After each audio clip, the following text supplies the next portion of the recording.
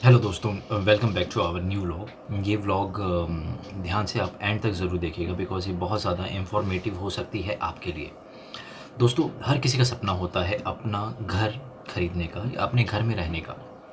कोई फ्लैट लेता है, कोई विला लेता है, कोई ज़मीन लेकर अपना घर खुद बनाना चाहता है।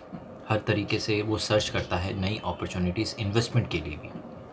जैसा कि मैंने अपने पिछली वीडियोस में बताया था आप लोगों को कि मैं कुछ नया लेकर आऊँगा जो कि आपके लिए काफ़ी ज़्यादा इन्फॉर्मेटिव होगी या शायद काम के लिए भी होगी, काम लायक भी होगी।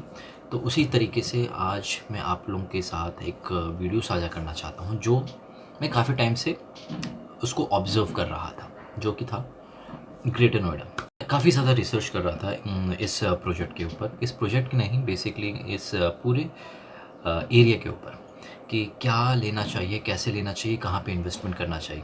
आम तौर पे हम लोग जब भी आजकल, क्योंकि लॉकडाउन के बाद से लोगों ने ज़्यादातर यूट्यूब देखना पसंद किया है और यूट्यूब के ज़रिए वो कहीं ना कहीं पहुँच जाते हैं अपनी इन्वेस्टमेंट के लिए, जो कि सही है, आप पहुँचिए ज़रूर। बट बहुत सारी बातें हैं जो आपको ध्यान रखने की ज़रूरत है बिफोर डूइंग द इन्वेस्टमेंट और before purchasing any kind of flat और योर ड्रीम हाउस।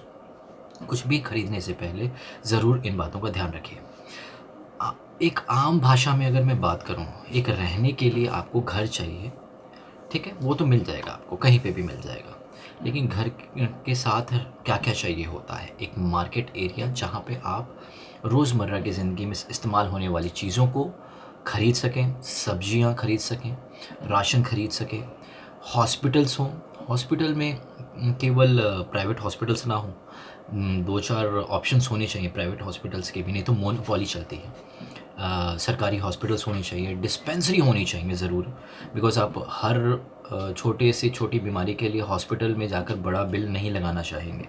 आप चाहेंगे कि नज़ला ज़ुकाम हुआ है तो डिस्पेंसरी जाकर भी अपने इलाज के लिए मैं अपना दवाइयाँ लेके आ सकें और अपना इलाज करवा सकें। जब तक कोई बड़ी बीमारियाँ नहीं हैं तब तक हम अवॉइड करते हैं किसी बड़े हॉस्पिटल्स में जाने के लिए या फिर बड़े डॉक्टरों के पास जाने के लिए या बड़े हॉस्पिटल्स के अंदर एंट्री लेने के लिए। उसके अलावा एटीएम ज़रूर होना चाहिए, बैंक्स नज़दीक होने चाहिए, पेट्रोल पंप्स होने चाहिए और मॉल्स आजकल एक सिटी की एक बहुत बड़ी रिक्वायरमेंट हो गई है कि मॉल्स ज़रूर होने चाहिए ताकि हम लोग अपने परिवार के साथ हर कुछ रेगुलर टाइम्स में घूमने फिरने।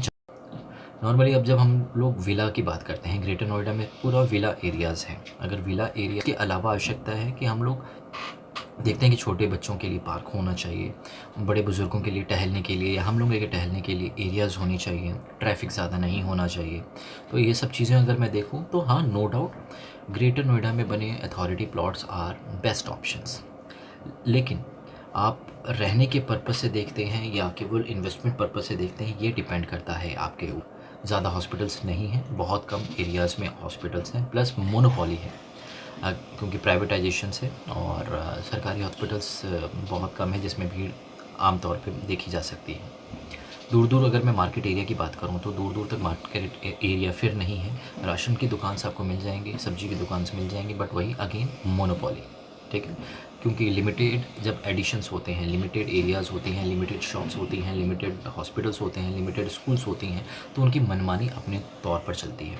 तो क्या हम लोग वहाँ पर जाकर फ़ाइट कर सकते हैं? तो डेफ़िनेटली आप परचेज़ कर सकते हैं। लेकिन मेरा मानना है जो अभी रेट करंट चल रहा है, उस करंट रेट पे अगर मैं बात करूँ, उस करंट रेट पे परचेज़ करना वहाँ पे सही नहीं है। इतना करना चाहें तो आपके पास और भी दूसरे ऑप्शंस हैं, आप उधर ना जाकर कहीं और ऑप्शंस कर सकते हैं। वो फ्लैट्स या वो विलास जो 120 मीटर के हैं, जो लगभग 145 गज के आसपास पड़ेंगे, उनकी कीमत 65 से 75 या 80 लाख तक गए हुए हैं।